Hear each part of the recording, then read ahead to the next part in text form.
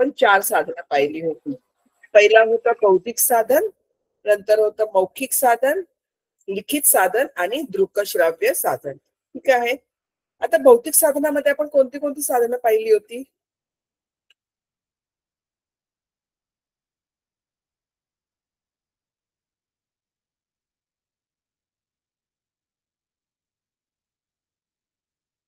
Okay, आपण पुतळे बघितले होते, नंतर नाणी पाहिल्या होत्या, वस्तू पाहिल्या होत्या, वास्तू पाहिल्या होत्या आणि वेगवेगळ्या वस्तूंचाही व्हेरी गुड. ठीक आहे, वेगवेगळ्या वस्तूंचा हा आपण लेणी पण पाहिली होती. ठीक आहे, ह्या सगळ्यांचा आपण अभ्यास केला होता. नंतर मौखिक साधनामध्ये आपण कसला अभ्यास केला होता? मौखिक मध्ये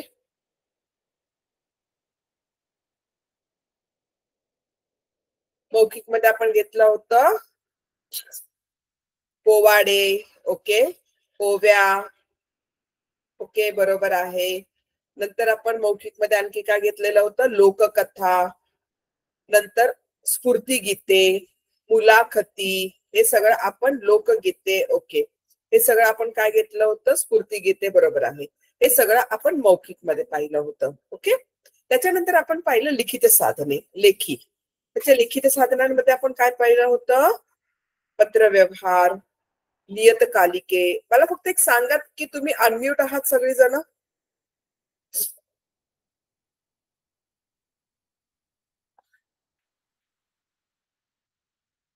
म्यूट आहात?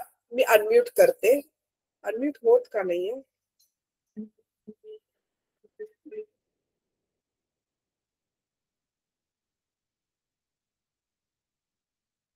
नियती मॅम कोण आहे? सुलक्षणा मॅम अनम्यूट का होत नाहीयेत मुलं?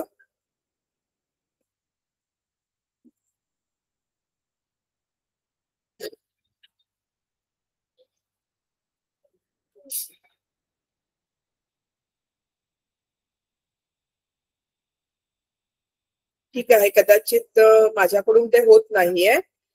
ओके, तर आपण पाहिलं होतं लिखित साधनांमध्ये, हा जसं तुम्ही इकडे टाईप करता आहात, पुस्तके, वृत्तपत्रे, नंतर परदेशी व्यक्तींना केलेल्या नोंदी. ओके, त्या व्यक्तींबद्दल आपण जे काही लिहायचो त्याच्याबद्दल ठेवलेल्या नोंदी होत्या. नंतर नियतकालिके होती.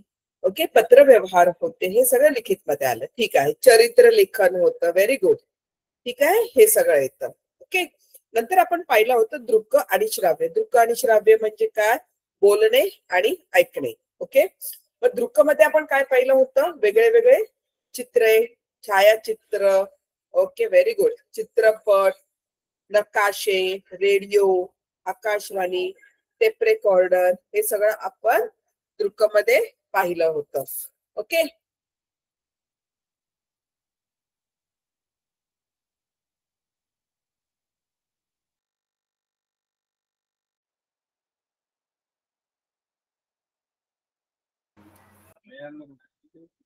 ओके, मग हे झालं आपण दृकश्राव्यामध्ये पाहिलं.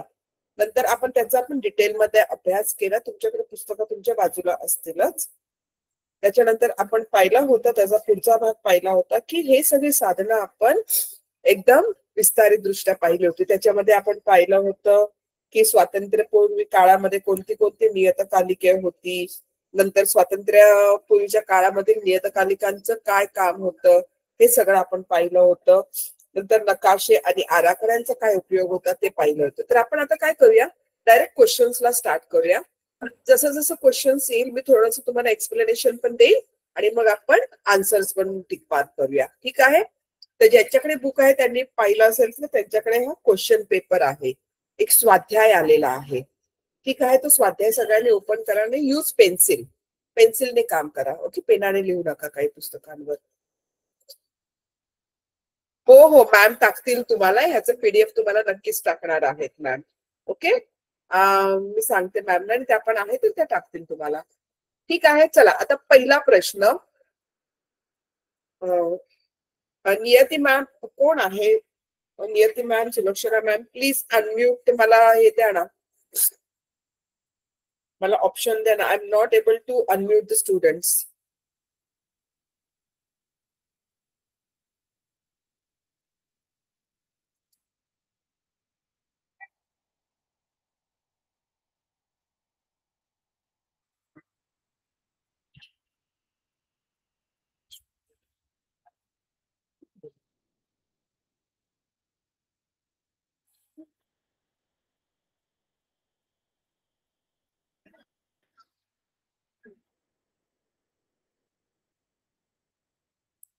ठीक आहे.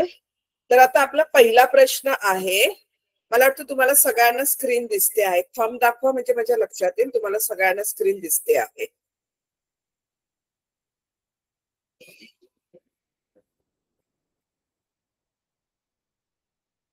ठीक आहे. चला, पहिला प्रश्न आपला काय आहे? इतिहासाच्या साधनांमधील डॅश साधने आधुनिक तंत्रज्ञानावर आधारित आहे. ठीक आहे. आता ह्याच्यामध्ये आपण बघणार आहोत की जिकडे आधुनिक तंत्रज्ञानाचा वापर झालेला आहे. तर अशी कोणती साधनं आहेत? Very good. दृक श्राव्य, ऑप्शन 4. ओके. जिकडे कशाचा वापर झालेला होता? चित्रपट बनविणे. ओके. तिकडे ऑडिओ आणि व्हिडिओ हे दोघांचं काय होतं? कॉम्बिनेशन होतं, ते आपण पाहिलं.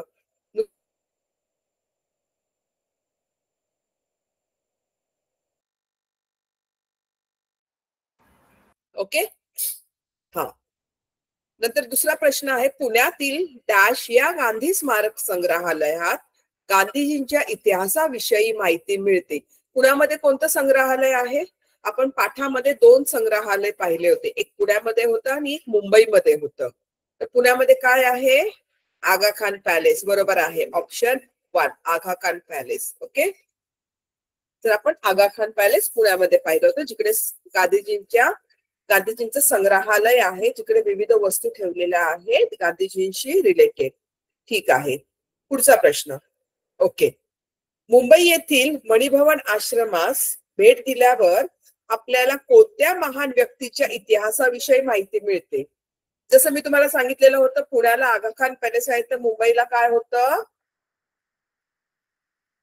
मुंबईला मणिभवन आश्रम होतं. आणि त्या मणिभवन मध्ये आपण कोणाबद्दल पाहिलं होतं? महात्मा गांधी, नॉट सावरकर. ओके. महात्मा गांधी. मणिभवन काय आहे? मणिभवन काय आहे? त्याचा आश्रम आहे, संग्रहालय आहे. ओके. तर मणिभवन मध्ये महात्मा गांधीजी बद्दल आपल्याला माहिती मिळते. ठीक आहे. चला, आता आपण पुढे बघूया. ठीक आहे. एक मिनिट. हा.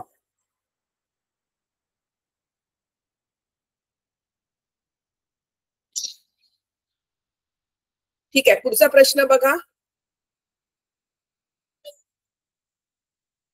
अंदमान येथील सेल्युलर जेलला भेट दिल्यानंतर डॅश या सॉरी, परत मी एकदा वाचते. अंदमान येथील सेल्युलर जेलला भेट दिल्यावर डॅश यांच्या क्रांती कार्याविषयी माहिती मिळते. अंदमानला कोणाला कैद केलं होतं? आणि मग काय झालं? त्याच्यानंतर त्या व्यक्तींच्या कार्याबद्दल त्या अंदमानच्या त्या सेल्युलर जेलमध्ये, ज्याचा आता वस्तू संग्रहालय म्हणून वापर करण्यात आलेला आहे, तर तिकडे कोणाची माहिती मिळते? स्वातंत्र्यवीर सावरकर. बरोबर आहे. ठीक आहे. नंतरचा आपला प्रश्न आहे, डॉक्टर बाबासाहेब आंबेडकरांनी एप्रिल 1927 मध्ये कोणते वृत्तपत्र सुरू केले? एप्रिल 1927 मध्ये कोणतं वृत्तपत्र चालू केलं त्यांनी?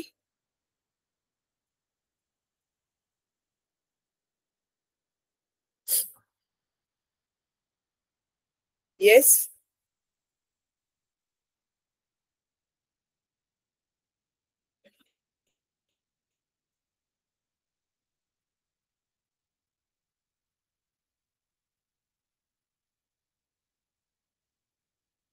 ओके. बहिष्कृत भारत. ओके.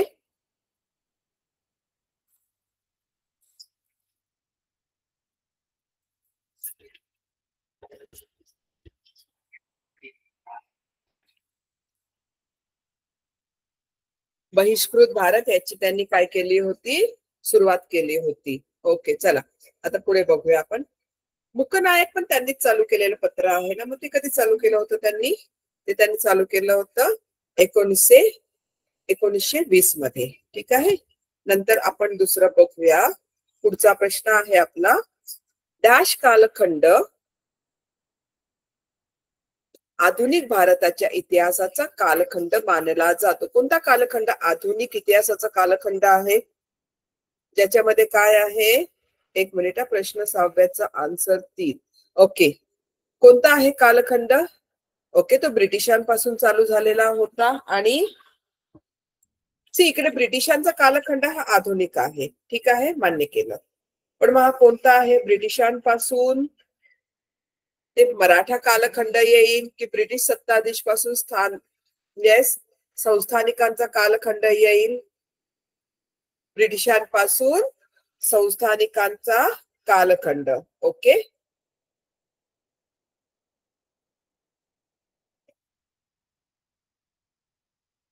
आता आपण पुढचा प्रश्न घेऊया. ठीक आहे, चालेल, स्टॉप. पुढचा प्रश्न. हा, आता दिसतोय तुम्हाला प्रश्न 7वा. पुढील इतिहास लेखनाची कोणती साधने राष्ट्रीय स्मारके म्हणून घोषित केली जातात? कोणती साधने आहेत जी नंतर राष्ट्रीय स्मारके होतात? ऑब्विसली काय असेल? एखादी वास्तूच असेल ना. आणि मग वास्तूला आपण काय बोलतो?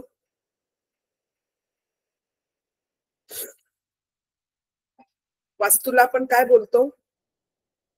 मौखिक साधने आपण स्मारके म्हणून वापरू का? सांगा. मला वाटतं तुम्ही सगळ्यांनी थर्ड ऑप्शन सिलेक्ट केलेला आहे. मौखिक म्हणजे काय? जे आपण बोलतो ना, ते एखादं स्मारक म्हणून कसं असेल? जर मी पोवाडा गायला तर पोवाड्याचं स्मारक होऊ शकतं. एखादी वास्तू असेल, एखादी रचना असेल, एखादं स्ट्रक्चर असेल, तर ते नंतर काय करू शकतो? स्मारक म्हणून वापरू शकतो ना. सगळीजण ऑप्शन नंबर 3 देत आहेत.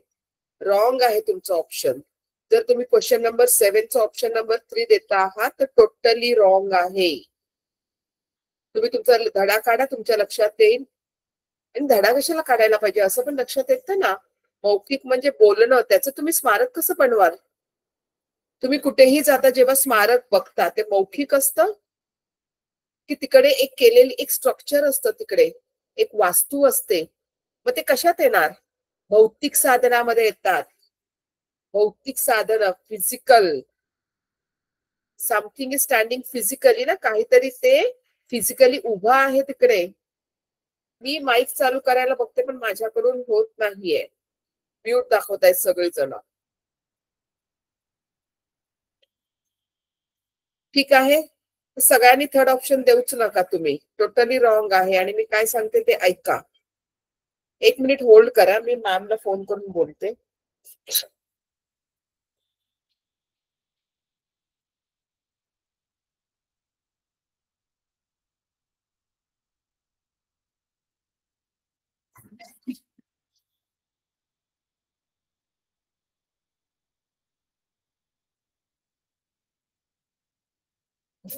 नाही, मॅम पण उचलत नाहीये. मी क्लिक करते तरी ते ऑल म्युटेडच येत आहे. मॅम, मी मुलांना अनम्यूट करू शकत नाहीये, प्लीज बघा ना.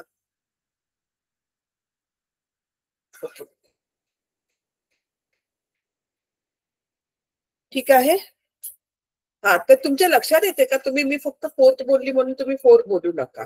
समजून घ्या. ओके, समजून घ्या काय आहे दृक म्हणजे काय आहे. लिखित, आता लिखित पण जर तुम्ही कोणत्या ठिकाणी भेट देत आहात, ठीक आहे, तर ते लिखित साधन असू शकतं का? असं रस्त्यावर मोठं लिखित साधन उभं केलेलं असतं आणि तुम्ही त्याला स्मारक म्हणून बोलता का? नाही. ओके, तर ते काय असतं? एखादं स्ट्रक्चर असतं.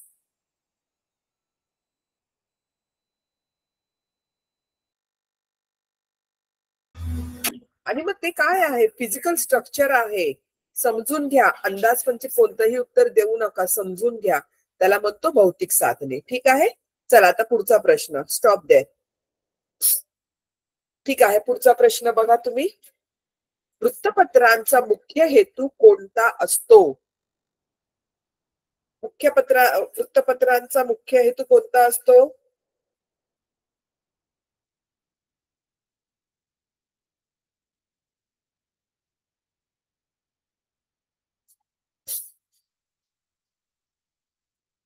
मध्ययुगीन घटनांविषयी माहिती मिळणे. ठीक आहे, आणखी काय? सगळेजण 4 म्हणतायत. आता ठीक आहे, आता आपल्याकडे वृत्तपत्र येत आहेत. आता आपल्याकडे वृत्तपत्र येत आहेत. हा, आता जे वृत्तपत्र येत आहे त्याच्या सगळ्यांकडे न्यूजपेपर असतात. तुम्ही न्यूजपेपर पाहिलेले आहेत. ओके, हा, त्या न्यूजपेपरमध्ये तुम्हाला कशाची माहिती मिळते?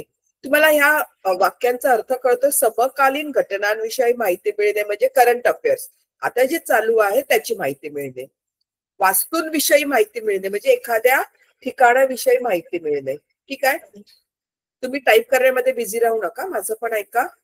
नंतर प्राचीन घटनांविषयी माहिती मिळणे म्हणजे पुराण्या ज्या घटना झालेल्या आहेत त्याची माहिती मिळते. आणि मध्ययुगीन घटनांविषयी माहिती मिळते म्हणजे मध्यकालीन जो युग गेलेला आहे त्याची माहिती मिळते. आता तुम्ही जस्ट बेसिक मला सांगा, तुमच्याकडे जे न्यूजपेपर्स येतात, तुम्ही जे न्यूजपेपर वाचता, आज वाचला असेल, काल वाचला असेल, त्याच्यामध्ये कोणती माहिती मिळते तुम्हाला सांगा.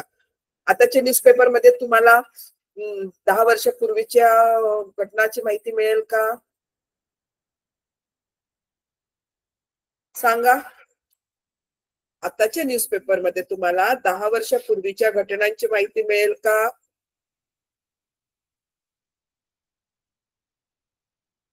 तर त्याच्या फोर्थ वन मध्ययुगीन. हा, मध्ययुगीन. तुम्ही सांगा ना, तुम्ही आता वाचताय तर समकालीन म्हणजे काय? Current affairs children, understand.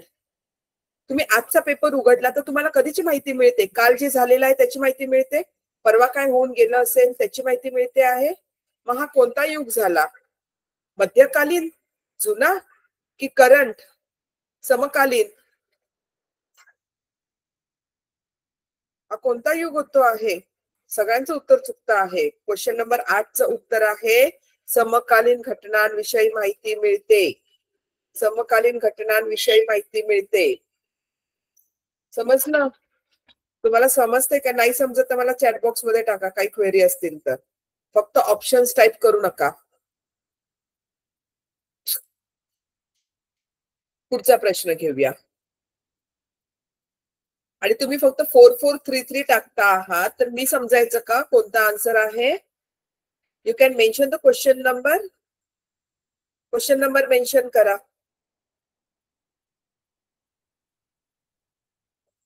नाहीतर मी चॅटबॉक्सच बंद करून टाकते.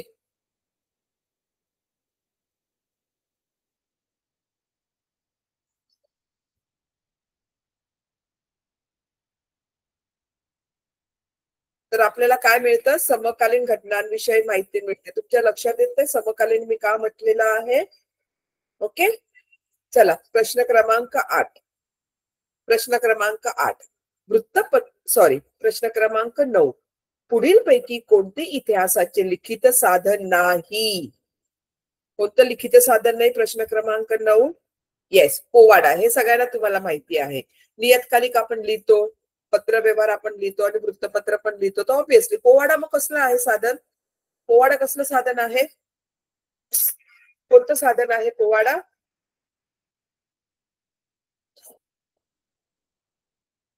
पोवाडा हे कसलं साधन आहे? मौखिक. ओके, चला परत एकदा पुढचा प्रश्न बघूया. पुढीलपैकी कोणते वृत्तपत्र, प्रश्न क्रमांक 10. पुढीलपैकी कोणते वृत्तपत्र स्वातंत्र्यपूर्व काळातील नाही? आता तुमचा धडा बघा, ज्यांच्या ज्यांच्याकडे पुस्तक आहे त्यांनी बघा, त्याच्यामध्ये एक भाग आहे, त्याच्यामध्ये लिहिलेला आहे कोणतं लिखित साधन स्वातंत्र्यपूर्व काळामधील वृत्तपत्र स्वातंत्र्यपूर्व काळामधलं नाही आहे. कोणतं वृत्तपत्र नाही स्वातंत्र्यपूर्व काळामध्ये? कोणतं वृत्तपत्र स्वातंत्र्यपूर्व काळामधलं नाहीये? बरोबर आहे, पुढारी. पुढारी हे स्वातंत्र्यपूर्व काळामधला नाहीये. बाकी सगळे कसले आहेत? स्वातंत्र्यपूर्व काळामधील काय आहे? वृत्तपत्र आहे. ठीक आहे,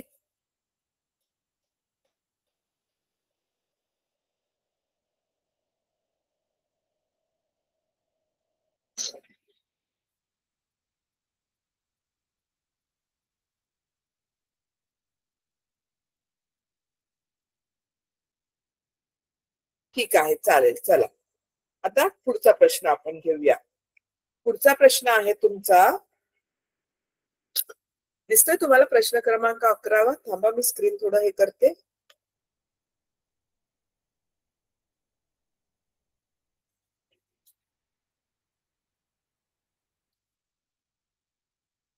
हा, आय होप तुम्हाला स्क्रीन दिसते आहे आता. ठीक आहे. Question number 11. पुढील वृत्तपत्रांमधील कोणते वृत्तपत्र डॉक्टर बाबासाहेब आंबेडकर यांनी लिहिलेले नाही? येस, कोणते वृत्तपत्र बाबासाहेब आंबेडकर यांनी लिहिलेलं नाहीये?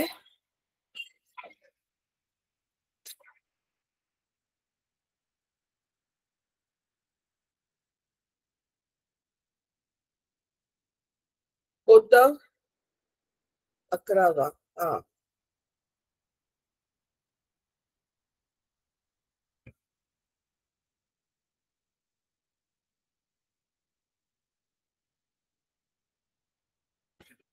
बघा तुम्ही तुमच्या पाठामध्ये पण बघू शकता, जिकडे तुम्हाला लिखित साधनांमध्ये दिलेलं आहे स्वातंत्र्यपूर्व काळातील वृत्तपत्रे व नियतकालिके. ठीक आहे. मग ह्याच्यामध्ये आपण बघू शकतो मुकनायक. ओके, ही नियतकालिक बाबासाहेब आंबेडकर यांनी लिहिलेला आहे. ठीक आहे. नंतर मुकनायक हे पण बाबासाहेब आंबेडकर यांनी लिहिलेलं आहे. ओके. बहिष्कृत भारत तसंच जनता व प्रबुद्ध भारत हे बाबासाहेब आंबेडकरांनी लिहिलेलं आहे. तर मग इकडे आपण जनता आणि मुकनायक, ओके, हे कोणी काय केलेलं आहे? बाबासाहेब आंबेडकर यांनी लिहिलेलं आहे. ठीक आहे. मग आता आपला प्रश्न काय आहे? कोणतं वृत्तपत्र बाबासाहेब आंबेडकर यांनी लिहिलेलं नाही?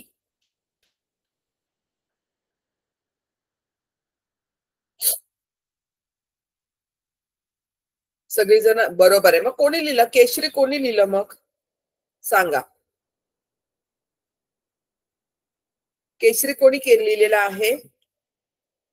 बाळ गंगाधर टिळक यांनी केशरी लिहिलेला आहे. ठीक आहे. तर तुमचं बरोबर उत्तर आहे केसरी. ठीक आहे. चला आता आपण पुढे जाऊया. Question number 12. डॅश यांच्या निबंध मालेमधून तत्कालीन विविध सामाजिक व सांस्कृतिक विषयांवर केलेले भाष्य वाचायला मिळते. म्हणजे कोणाच्या निबंध मालेमधून आपल्याला काय मिळतं आहे? त्या काळातील सामाजिक आणि सांस्कृतिक विषयावर आपण लिहिलेलं जे आहे ते वाचायला मिळतं. तर कोणाचं आहे? Yes, so Vishnu Shastri Chiplunkar. Okay, Vishnu Shastri Chiplunkar यांनी काय केलेलं होतं? तेव्हा त्यांनी त्यांची निबंध मालामधून काय होतं? नियतकालिका ही काय होती? प्रसिद्ध होती. ठीक आहे. विष्णू शास्त्री चिपळूणकर यांची. आणि मग त्या नियतकालिकेमध्ये त्यांनी काय लिहिलं होतं? त्या काळातील सामाजिक, ओके, सांस्कृतिक विषयांवर त्यांनी खूप काही लिहिलेलं होतं. त्याच्यावर त्यांनी त्यांचे विचार मांडले होते. ओके, चला आता आपण पुढे जाऊया. लोकहितवादी उर्फ गोपाळ हरी देशमुख. गोपाळ हरी देशमुख यांना काय नावाने संबोधलं जायचं? लोकहितवादी. ठीक आहे. यांनी डॅश या साप्ताहिकातून शतपत्रे लिहिली. साप्ताहिक म्हणजे काय? जे प्रत्येक आठवड्याला प्रकाशित होतं. ओके, त्यांनी याच्यातून ही शतपत्रे लिहिली. तर लोकहितवादी यांनी कोणती शतपत्रे लिहिली? साप्ताहिकात. यांनी कोणत्या साप्ताहिकांमधून शतपत्रे लिहिली?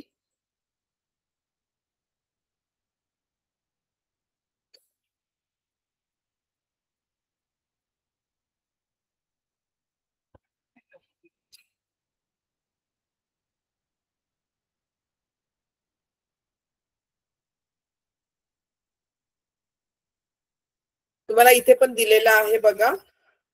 जो तुमचा धडा आहे त्या NMMS च्या पुस्तकामध्ये, त्याच्यात पण इकडे दिलेला आहे. निबंधमाला हे मासिक कोणी लिहिलेलं आहे? विष्णू शास्त्री चिपळूणकर यांनी. आणि मग त्यांनी काय केलेलं आहे? तुमचा पहिला प्रश्न होता ना, विष्णू शास्त्री चिपळूणकर. ठीक आहे, तो. नंतर लोकहितवादी किंवा गोपाळ हरिकृष्ण हरी देशमुख यांनी कोणतं लिहिलेलं आहे? कशातून त्यांनी सुरुवात केलेली आहे? ओके, तर याचं उत्तर काय आहे? प्रभाकर. ओके, प्रभाकर हे काय होतं? त्यांचं मासिक होतं. ओके, साप्ताहिक होतं. त्याच्यातून त्यांनी प्रकाशित केलं होतं. ओके, आता थोडस मला 1 सेकंद द्या, मला स्क्रीन चेंज करू द्या.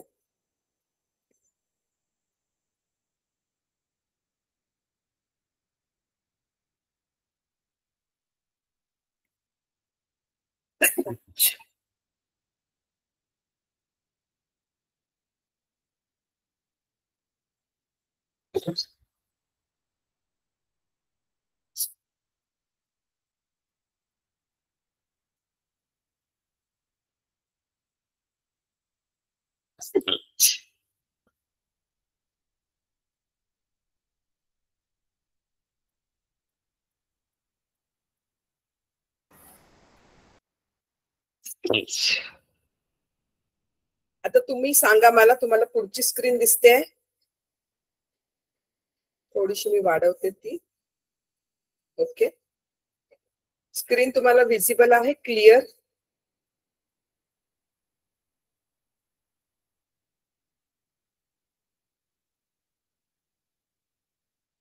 हा, तुम्हाला दिसते स्क्रीन व्यवस्थितपणे? हा, व्हेरी गुड.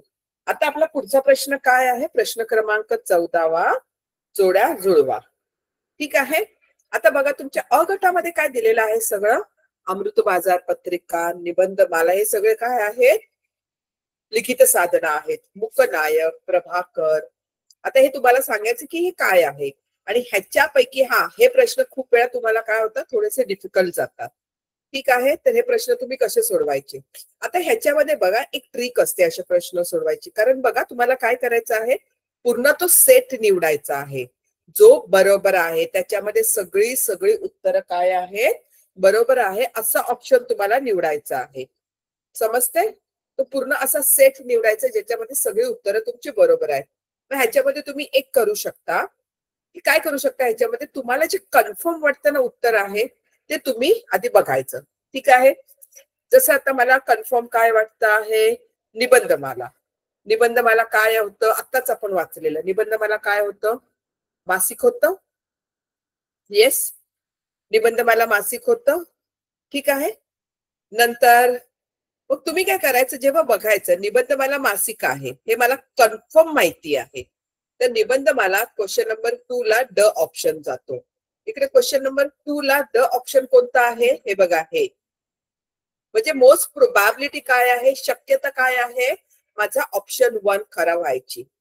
आणखी मी एखादं उत्तर बघते जे तुम्हाला 100% माहिती आहे, बरोबर आहे, आधी त्याला घ्या. ह्याच्याने होणार काय, तुम्हाला एक्झाम मध्ये ओके वेळ कमी लागणार. ठीक आहे, एक्झाम मध्ये वेळ कमी लागतो. आणि बघायचं सेकंडला ड आणखी कुठे आहे का, बघा नाहीये कुठेच. फक्त पहिल्या ऑप्शनला सेकंडला ड आहे. आलं लक्षात? नंतर मला माहित होतं की अमृत बाजार पत्रिका हे काय होतं, साप्ताहिक होतं, कारण आत्ताच मी प्रश्नामध्ये वाचलं. मग मला असं वाटतं की फर्स्टला सॉरी अमृत बाजार पत्रिका हे वृत्तपत्र होतं. कोणी लिहिलेलं होतं? आंबेडकरांनी. आता मी प्रश्नामध्ये वाचलं. तर मग जर मी असं पकडलं की पहिल्याला क आणि सेकंडला ड, पहिल्याला क आणि सेकंडला ड, हे दोन्ही कुठे ऑप्शन्स मिळत आहेत मला? फर्स्ट मध्ये. तर माझे जास्तीत जास्त चान्सेस आहेत की माझा पहिला ऑप्शन हा बरोबरच असेल. चला आता आपण कन्फर्म करूया. प्रश्न क्रमांक 3 काय आहे? मुकनायक. मुकनायक काय आहे? पाक्षिक आहे. आणि प्रभाकर हे काय आहे? साप्ताहिक आहे. आपण अगोदरच्या प्रश्नामध्ये पाहिलं होतं प्रभाकर हे साप्ताहिक होतं, आणि मी एकदम शुअर होती निबंधमाला हे काय आहे? मासिकच आहे. त्यामुळे माझा पहिला ऑप्शन हा करेक्ट ऑप्शन आहे. समजलं? फर्स्ट ऑप्शन हा माझा करेक्ट ऑप्शन आहे. ओके, चल coming to the next one. तर जनरली एक्झाम मध्ये काय होतं, ह्या क्वेश्चन मध्ये तुमचे जास्त वेळ जाणार. ह्याच्यामध्ये नेहमी काय करा, तुम्ही ज्याच्यामध्ये तुम्ही 100% शुअर असाल ना, ती जोडी आधी बघा कुठे आहे. पहिली जोडी वाटली कुठे आहे, दुसरी बघा 100% शुअर, आणि मग तुम्ही लक्षात घ्यायचं कोणत्या ऑप्शनला मला दोन्ही जोड्या बरोबर मिळाल्या त्याला पकडायचं आणि पहिला तो सॉल्व्ह करायचा. सगळं बघत बसायचं नाही, त्याच्यामुळे तुमचं काय होणार, वेळ जास्त जाणार. ठीक आहे, चला आता पुढचा प्रश्न घेऊया. भारताच्या विविध प्रांताचे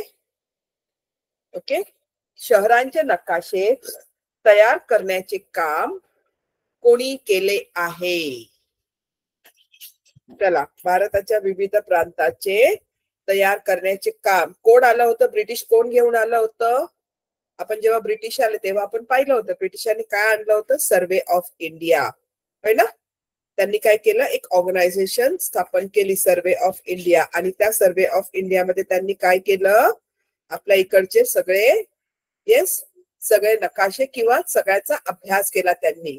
आपले जे भारतामध्ये वेगवेगळे स्टेट्स आहेत किंवा जमिनी किंवा काही जे प्रांत वगैरे आहेत त्याचा सगळ्याचा त्यांनी इकडे एक व्यवस्थित अभ्यास केला. ओके,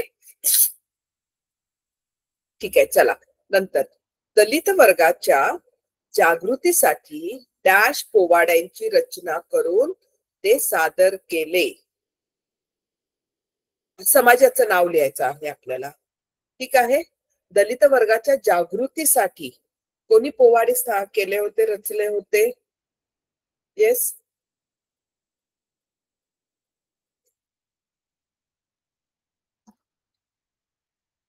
कोणी पोवाडे रचले होते? तुम्ही तुमच्या लेसन मध्ये पण जाऊ शकता, जे NMMS च्या बुक्स मध्ये लेसन्स आहेत, जो पूर्ण तुम्हाला एक समरी दिलेली आहे, त्या समरी मध्ये पण तुम्ही बघू शकता. दलित वर्गाच्या जागृतीसाठी पोवाड्यांमध्ये जर तुम्ही गेला तर तुमच्या लक्षात येईल. ओके, 1857 मध्ये च्या स्वातंत्र्य लढा आणि डॉक्टर बाबासाहेब आंबेडकर यांनी काय केलं, त्यांच्या जीवनावर पोवाडे सादर केले. मग हा कोणता समाज असेल? तसेच तिसरा ऑप्शन बघा, सत्यशोधक समाजाने पोवाड्यांच्या माध्यमातून शोषित वर्गात जागृती निर्माण केली. तर आन्सर काय आहे त्याचं? आन्सर काय आहे ना?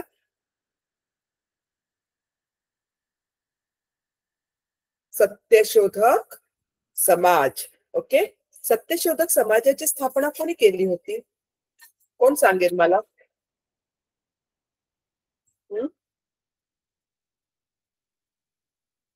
सत्यशोधक समाजाची स्थापना कोणी केली होती? आठवतं तुम्हाला काही? नाही, गांधीजींनी नाही. Very good. ज्योतिराव फुले यांनी सत्यशोधक समाजाची स्थापना केली होती. ठीक आहे, ते कोणत्या म्हणजे कोणत्या रिलिजनशी ते हे होते, कनेक्टेड होते? दलित वर्गाशी कनेक्टेड होते. आणि मग त्यामुळे त्यांनी काय केलं, दलित वर्गांसाठी त्यांनी काय केलं, सत्यशोधक समाजाची स्थापना केली. नंतर दलित स्त्रियांना त्यांनी शिक्षण प्राप्त करून देण्यासाठी काम केलं. तर त्यांनी असं या समाजामधून खूप काही कामं केली दलित वर्गासाठी. आलं लक्षात? असं कनेक्ट करा तुम्ही. Okay, Satyashodhak Samaj.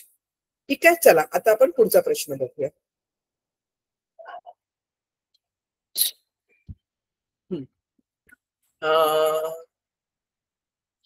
Okay, question number 17 ना.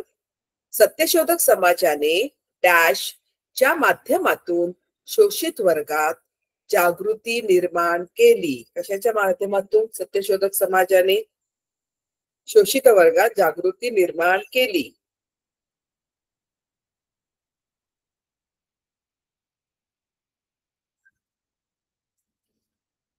येस, पोवाडा. पोवाड्याच्या मार्फत त्यांनी काय केली, शोषित वर्गात जागृती निर्माण केली. ठीक आहे, नंतर रवींद्रनाथ टागोर, आपण त्यांना जास्त कशासाठी ओळखतो? त्यांच्या एका गीतासाठी, होय ना. आता आपल्याकडे इकडे बघा, तुम्हाला इकडे लिस्ट दिलेली आहे, राष्ट्रगीतांची लिस्ट दिलेली आहे. ठीक आहे, त्याच्यामध्ये आपल्याला शोधायचं आहे की रवींद्रनाथ टागोर यांनी डॅश या गीताची ध्वनिफीत म्हणजे काय, रेकॉर्डिंग, आधुनिक भारताच्या इतिहासाच्या अभ्यासात श्राव्य साधन म्हणून उपयोगी पडते. कोणाची ध्वनिफीत? कोणत्या गीताची ध्वनिफीत? हा,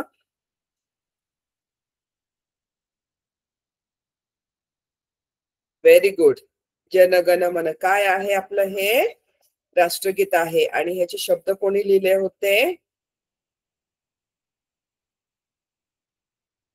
त्यांचे शब्द कोणी लिहिले होते? रवींद्रनाथ टागोर यांनी. ओके, तर या राष्ट्रगीताची त्यांनी स्थापना कधी केली होती किंवा हे राष्ट्रगीत कधी लिहिलं होतं त्यांनी?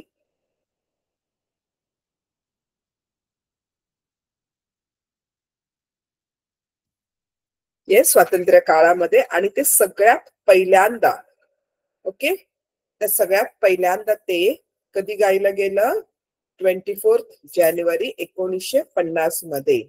ठीक आहे, त्याचं हिंदी व्हर्जन जेव्हा त्यांनी ही सॉन्ग लिहिलं होतं किंवा त्यांनी हे राष्ट्रगीत लिहिलं होतं, ते कशामध्ये होतं? त्यांच्या मातृभाषेमध्ये होतं, बंगालीमध्ये होतं. आणि ते हिंदीमध्ये ट्रान्सलेट झालं 1950 मध्ये. ओके, 1950 हे वर्ष अतिशय महत्वाचं आहे, कारण तेव्हा काय झालं होतं आपलं, येस 1950 मध्ये काय झालं होतं, कॉन्स्टिट्यूशन. ओके, आपण इम्प्लिमेंट केलं कॉन्स्टिट्यूशन, जे आपण शिकलो ते आपण इम्प्लिमेंट केलं. आणि त्याच्या स्मरणार्थ ते कधी इम्प्लिमेंट केलं आपण, 26 जानेवारी. म्हणून 26 जानेवारी आपला कसा कोणता दिवस ओळखला जातो, प्रजासत्ताक दिन. हा, त्या सगळ्या गोष्टी कनेक्टेड आहेत एकमेकांशी.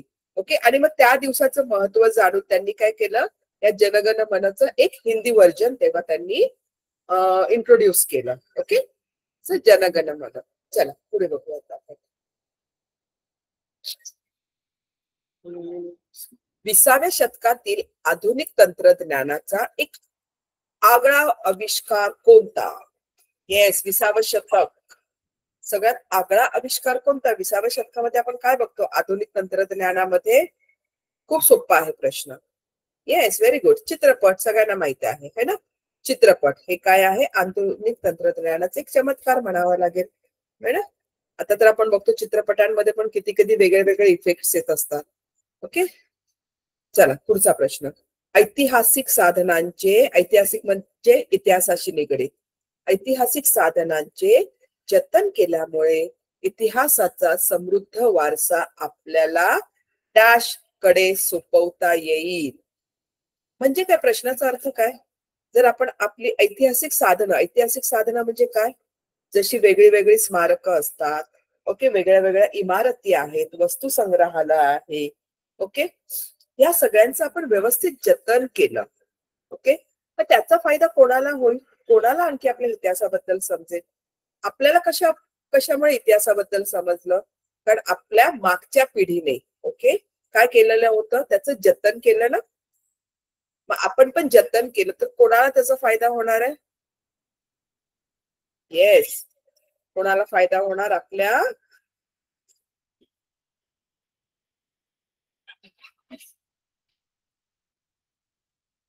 व्हेरी गुड, सगळ्यांनी बरोबर लिहिलेलं आहे. भावी पिढ्यांना फायदा होणार. ओके, म्हणजे आपली पुढची येणारी पिढी, तिला पण आपल्या इतिहासाचं महत्व कळेल. ना, इतिहासामध्ये ज्या ज्या समाज सुधारकांनी त्याग केलेला आहे स्वातंत्र्य लढ्यामध्ये, त्यांचं महत्व कळेल. आणि त्याच्यासाठी आपल्याला काय करायला पाहिजे, सगळी ही आपली ऐतिहासिक साधनं आहेत, मग ती कोणतीही असू दे.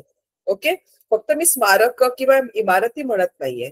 ओके, पण लैखिक पण असतात किंवा मौखिक असतात. आज किती जण आपण पोवाडे म्हणतो, आज किती जण आपण स्फूर्तिगीत गातो. हे सगळं आपण काय केलेलं पाहिजे, कंटिन्यू ठेवलं पाहिजे.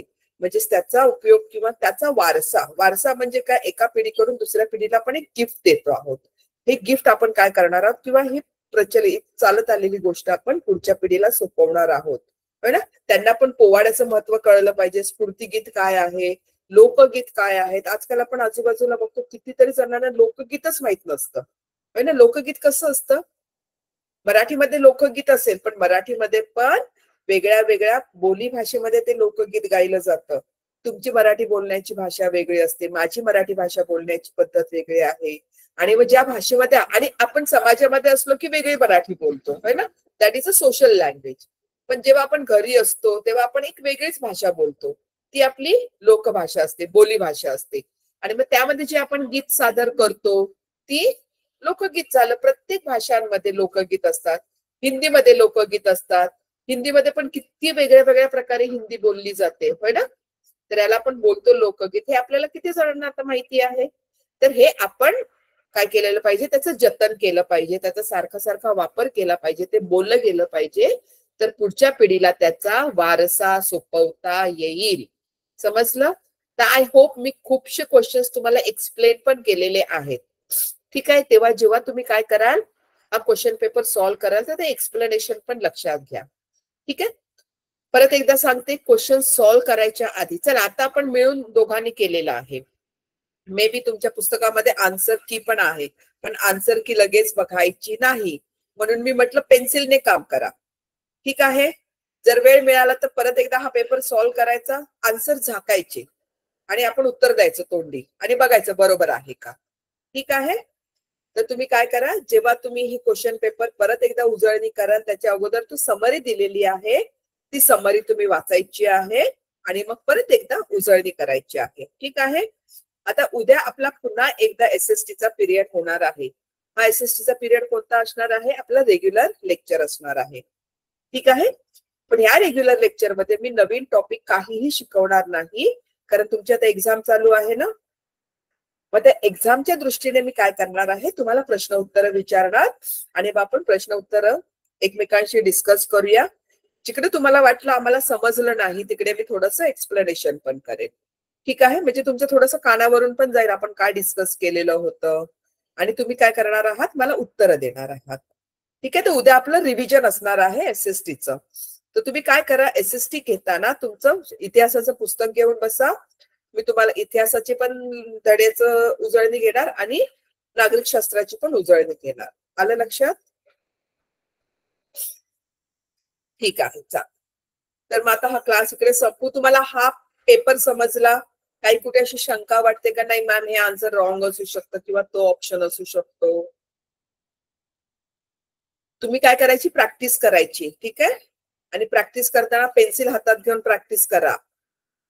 टाइम सेट करून प्रॅक्टिस करा, कारण स्कॉलरशिपच्या एक्झामला वेळ ही अतिशय महत्वाची असते. ओके. खूप वेळ कमी असतो विचार करायला, प्रश्न सोडवायला. समजलं? तेव्हा पेन्सिलने काम करा. डायरेक्ट टिक करायचं, चुकलं तर आपल्याकडे इरेझर आहेच है ना. त्यामुळे नेहमी पेन्सिल हातात घ्या. ओके. ब्रिटिश सत्तेचे परिणाम राहिलेला आहे. धडा म्हणतेस तू लावण्य, तर आपण नेक्स्ट टाइम घेणार. कोणताही धडा आता राहिलेला असेल, शिकवायचा राहिलाय तुम्ही म्हणता, तर तुमच्या सिलेबस मध्ये आहे.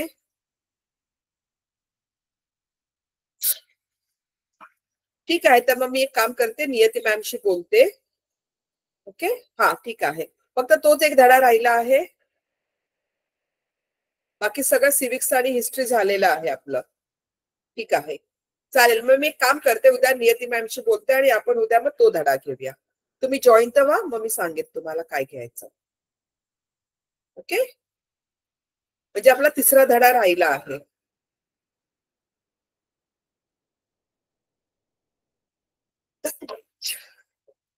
ठीक आहे. मग मी तसं करते, आपण धडा घेऊया. ओके. चलो ते आता मी इकडचं सेशन इकडेच एंड करते आहे.